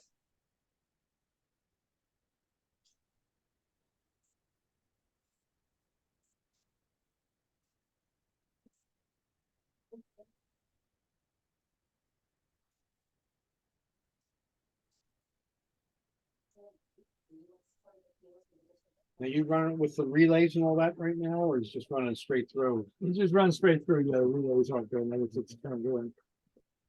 But see, some of those. I heard him clicking over there. Yeah, see, they're on, but but we really didn't figure out. But see, Jack has some of the spring switches bypassed. Oh, See, so it's going like the wrong way of the tractor, so it's not.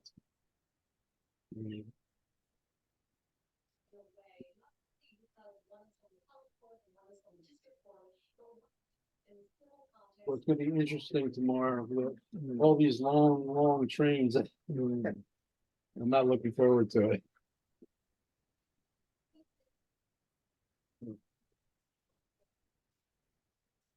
See, I think some of the solder joints came undone or such. I think it's like a dead spot in there.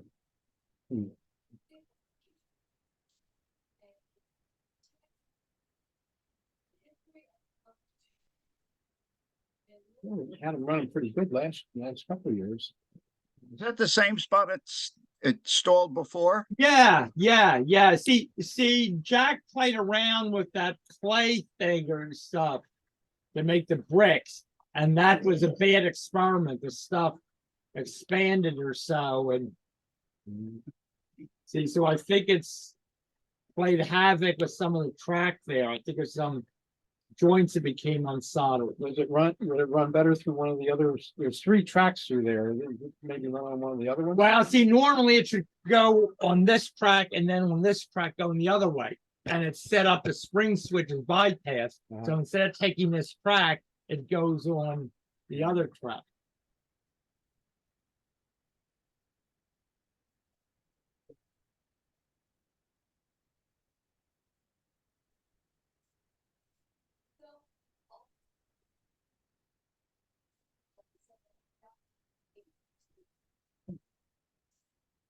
I'm going to be putting some power on board, capacitors on, especially my freight motor, because it'll go along and it'll hit a spot on, it's either the track or it's the overhead. It's probably the overhead. And then it gets like an intermittent power, and you'll see that the decoder becomes confused because it starts putting on the back headlight and then the front headlight and so forth. And I'm worried about that ending up destroying the decoder. And the decoder on that model is I think it's 6 amps, because it's an old Pitman with an open frame motor. They get a little pricey when they get that size. Yeah, $45. No sound or anything, just the plain decoder is $45. I'm surprised it's not more than that. I was thinking 60 in my head. I don't know. I haven't priced them out recently. I know they go up in value there. What we found with the HOs is you can use a smaller decoder. They always say, "Oh, use the biggest one you can get." Well, a lot of times there's not enough room in there, or it just works out easier. And I know that some of on the HOs with the modern motors, this is not the old Pitmans. You can run the N gauge decoders in there without any issues at all, so. Almost all of my O-scale trolleys that have CAN motors, I use HO decoders and they work fine. They only And draw, that includes lighting inside them, but you know, the lighting now is LEDs and they hardly pull any power, so. same with the motors. So- Motors are only drawing 3 milliamps, you know, it's nothing. Yes, yeah. And so that's an advantage with O-scale trolleys is when you got the Wagner or the Q car with the CAN motors, you do well. But even with the some of the Wagner trucks had what was called a DC 60 motor or something like that. Open frame. Yep. Even those work pretty well with the HO decoders. They draw a little more amperage though, but they run fine. Yes.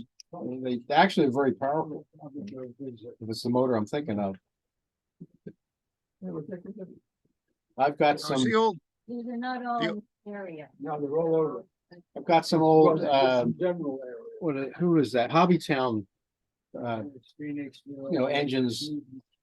And the motors that are in there, they're a gigantic Pitman motor. I mean, it's huge. It looks like something that should be in an O gauge. The wide state. New Jersey, Pennsylvania. No, it's not the November open house. Oh, it That's isn't? different. This is Okay. just the clubs in the area. Okay. Put the thing, see, and they call it the green sheet. They got a quad state now, we're not tri-state anymore. Is that what they include Maryland? They include Maryland, yes, the Maryland, Delaware, New Jersey, and Pennsylvania, the November Model Railroad Open House. Is that still active? Somewhat, but it's not as active as it used to be. Well, I understand one of the guys in, the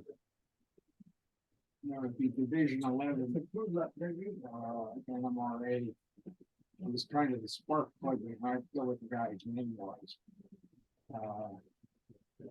But I understand that he was kind of driving on the show, at least for, central Pennsylvania. Yeah, see, so I think they expanded, they had quite a few that are, Yeah. almost Well, almost the other side of the Alleghenies almost, yeah. Well, you were at the, regional convention. Convention, yeah. I saw you there. Yeah. I don't do any of these 4 and 5 hour rides anymore to train shows because you get there and it's like a little cardboard table. I went to one out, it was out past Penn State one time. And it was in a gymnasium. There was only about 6 or 8 tables set up and nothing running and I knew a couple guys there, but other than that, it wasn't worth the ride. So I don't do that anymore. Even Timonium, that's a long ride for me. So. Yeah. Timonium is this weekend? I don't know. I think somebody was saying they're having it, yeah. Check out. That's only 2 hours for me. This is 2 hours. Yeah. I think it's 4 hours. I was gonna say it's close to 4 hours to get down. Last time I went down there. Well, I have kind of given up going to the swap meets because I don't need anything more. That's what I go with my son. He goes, Dad, you already have one of those up in the attic. Yeah, right. Yeah, so. Well, plus in the price of that, I'm glad I bought the trains when I did because I can't afford them now. Oh, yeah. All right. Okay. Next term. Bye-bye. I'm gonna head down the road. Yeah. Thanks for coming. Thanks for having us.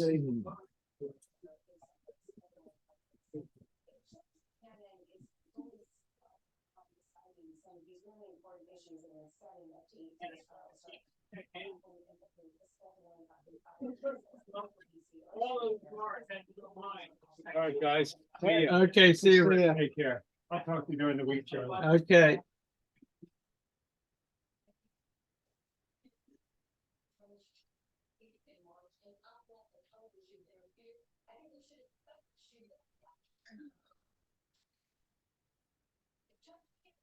Hey, Charlie, Yeah, you know John Dunn, right? yes, Over the Cherry. I Cherry spoke to his Valley. wife today. He had a pretty serious stroke, Oh, and he's she said he's coming back home. Because I learned about it at our joint meet in Delaware in early November. You were there, won't you? yes. The NMRA meet Yeah, in Delaware. yeah. That's where I learned that they said that the Tuesday or something, I guess a couple of days before the meet, he had this stroke and a couple of other things that they took him to the hospital and worked him up in the ER. And so he had a couple of other issues too, but I guess the main debilitating thing was the stroke. Yeah. And so I tried calling him several times because he's a member of our division, you know, and he helps us out a lot on things. He used to be a board member. So But he I actually, called him up. I think he actually lives down towards Atlantic City or so, doesn't he? I believe. Yeah, Egg Harbor Township. Okay. Yeah. And so I kept calling it, and I figured that the number I was calling on was his business cell phone. Yeah. And that probably is not going to be monitored because the man's in the hospital. Yeah. And so, and I looked up on my NMRA attendance sheet, and that was the phone number he had given us for Yeah. contacting him. So I went online and I thought I'll see if another phone number comes up, and sure enough, under his name there was another phone number, and I called and I spoke to his wife, and she said that his progress has been slower than they had hoped for. So heavens, I don't know whether John is in a wheelchair or whether it's, you know, speech or other kinds of things. I just don't know what his situation is. Yeah, I thought Mike was in conversation because see, I think we're supposed to go there for the next January. meeting. Yeah. January But it's not 5th, like the is it? first Friday, it's like the second Friday or so. Yeah, yeah. Yeah, where have I got that?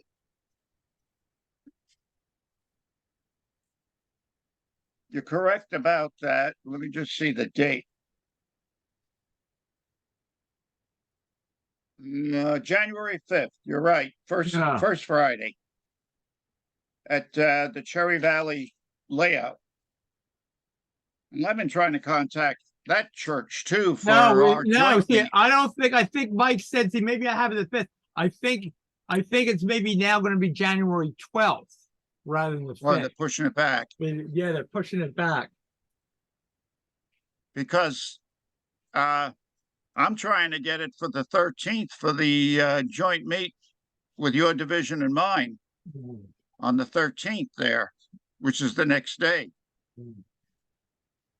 So, you know, I hope that, you know, I know John was really key with that layout there. I hope that, you know, they're going to, if John can't participate at the same level as he's done in the past, that they're not going to have a leadership issue. Yeah. So, yeah. You know, We're all I think getting under old. Guns. Now, see, I think the Green Sheets, the Cherry Valley Club joined the Green Sheets this year. What's the green sheet?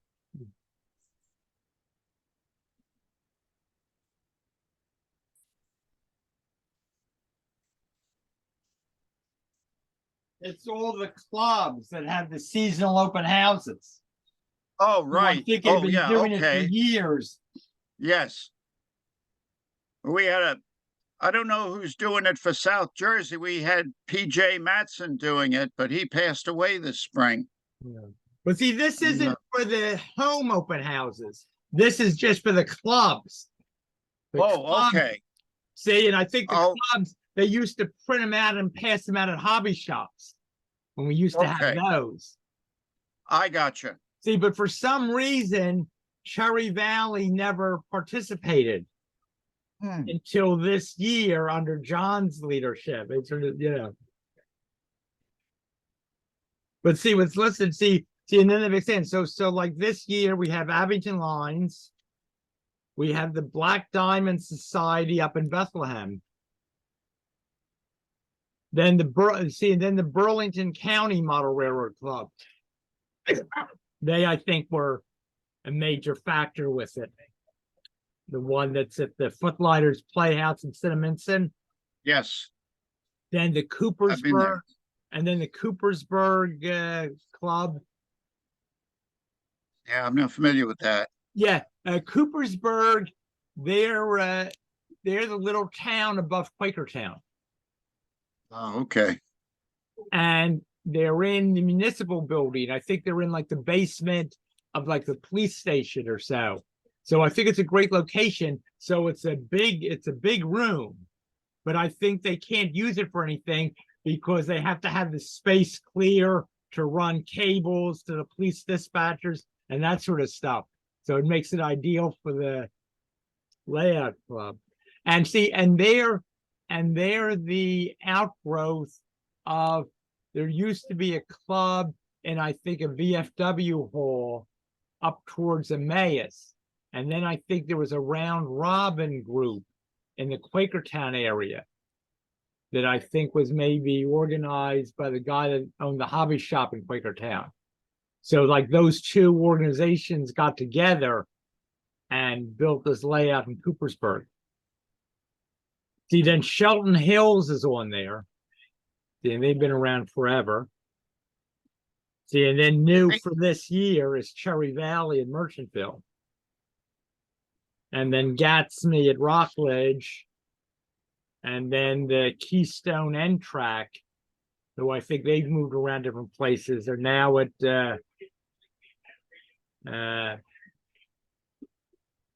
they're up near North Wales. Yeah, I'm not familiar with any of those. Yeah, there's I think we say a areas. group in Lazarus.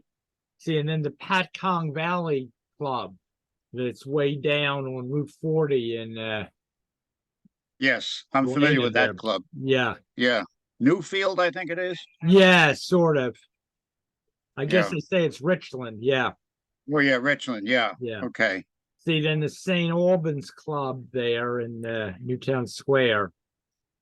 And then the Schuylkill Valley Club in Phoenixville, but they've been temporarily closed for the past few years. Hmm. Yeah. Well,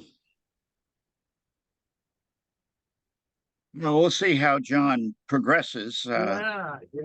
And if it'll be okay, I'll take a ride down there and visit him. See how he's doing.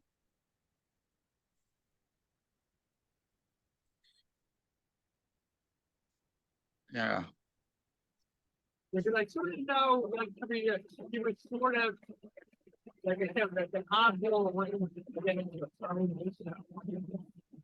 Sorry, I didn't hear what you I said. said before, I told you, it was like an oddball arrangement to get him on the phone. Like you'd call Yeah. that number he gave, and you got like a busy signal or something like that, and then 15 minutes later he'd call you back.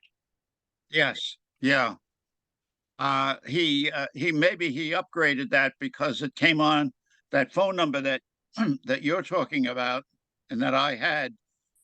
It came on with a female voice. I guess he upgraded the answering system, and the female voice said, please leave a message and we'll get back to you. But the other number is apparently his house number, or maybe he has two cell phones.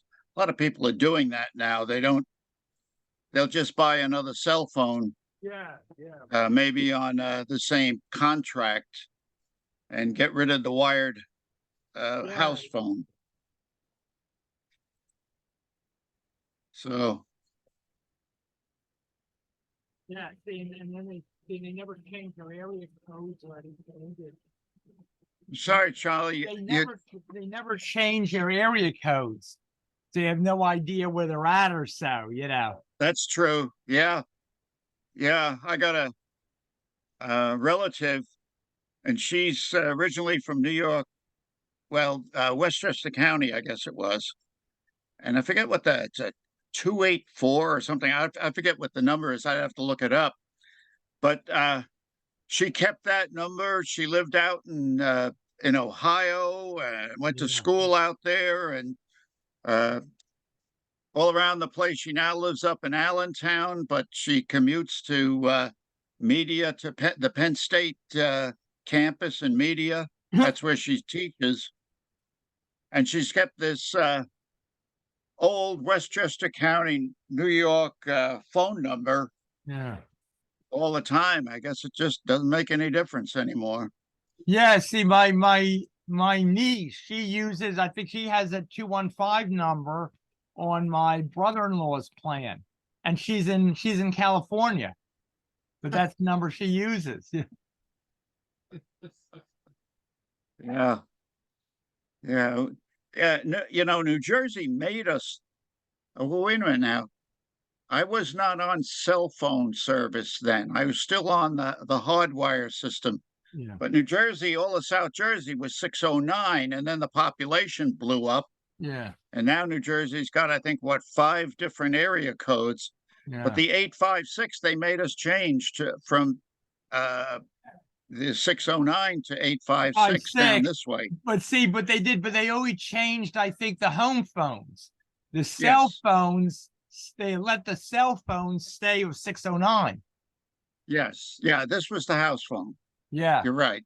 Yeah. See, but anybody that had a cell phone number, a lot of them, they could stay at the 609.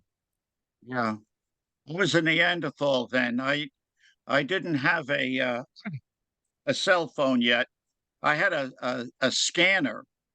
What do they call that little box on you put on your belt and it would go off? Oh, and then you would read the number. The beeper, yeah. Yeah. That was my transition. Yeah. And then finally I guess it was my son who's teenager that he said, Dad, you got to get a cell phone. Yeah. Get out of the dark ages.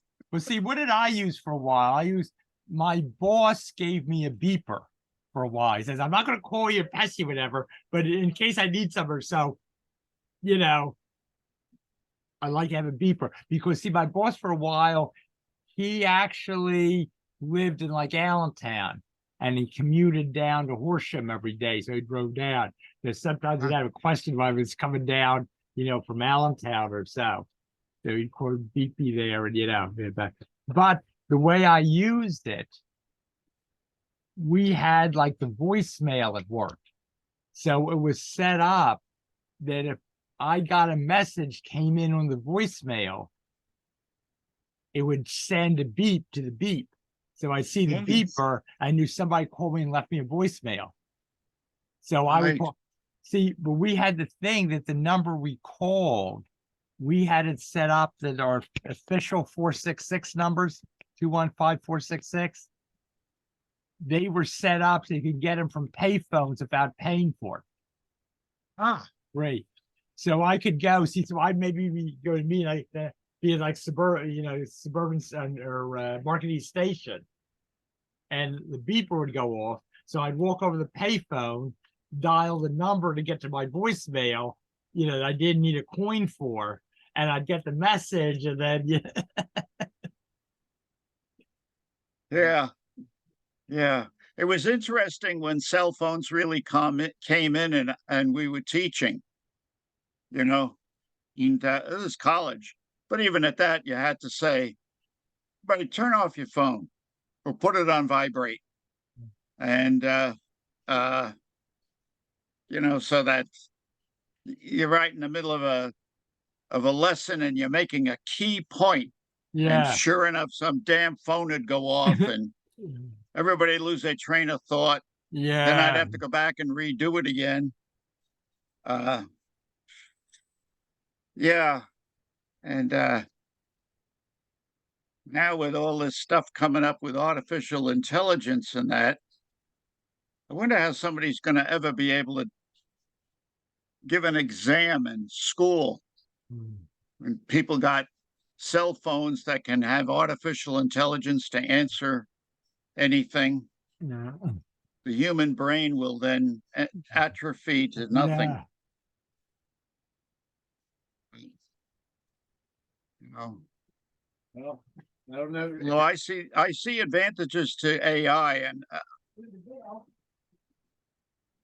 it must have been before 1993, because that's when they shut down our technology program. I moved over to teacher education. So it was then that one of the guys said, hey, they're doing a special briefing in Camden, or it was up towards Camden. And it's going to be on this thing called artificial intelligence. And I had heard the word before, being in the technology area. And so a bunch of us got in a van and we drove up there to this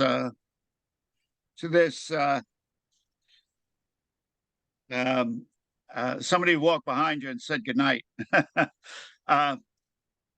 So we went up there to this presentation, and you know, I was at the basics of doing word processing and some things, and I fooled a little bit around with CAD and that, but I wasn't a big expert, didn't do spreadsheets yet or any of that. And we went into this briefing and they introduced the whole concept of artificial intelligence, and it was fabulous. And do you know who was using it first? Was Campbell's Soup. And that, you know, Campbell's Soup is still headquartered in Camden. And their problem was they had these guys, they would have these great big vats, and they'd be cooking soup in them or producing soup that's going to be canned. And so, you know, how much salt do you put into it, and how much, and I don't know how many gallons. I would imagine these things are 1,000 gallons or something like that. You know, half of a tank truck or whatever of soup. And these guys were all really experienced, and they would know when to put certain additives into the soup. And then they had a spigot, and they would be able to taste it and to test it. And it needs a little more salt, and they'd up that a little bit and test it. Well, these guys were all retiring. And they said, how are you going to teach somebody in 6 weeks to do this, where you got the taste and all the rest of that, and each of us tastes differently, and yet they were able to keep the soups consistent? And so that's where they were going to artificial intelligence, to have these old timers who are about to retire teach the computers how to test the soup in these big vats as it's being cooked, or however it was being prepared for canning. And I found that to be just fascinating, that they were going to do that. Now look at what they're talking about doing. Is what you're seeing on TV is amazing, but also concerning. So somebody steals your identity and they use an AI, that's going to be difficult.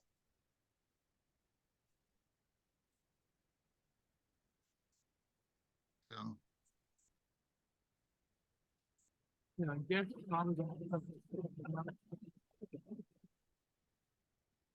probably shut the Zoom down. Probably shut the Zoom down. Pardon?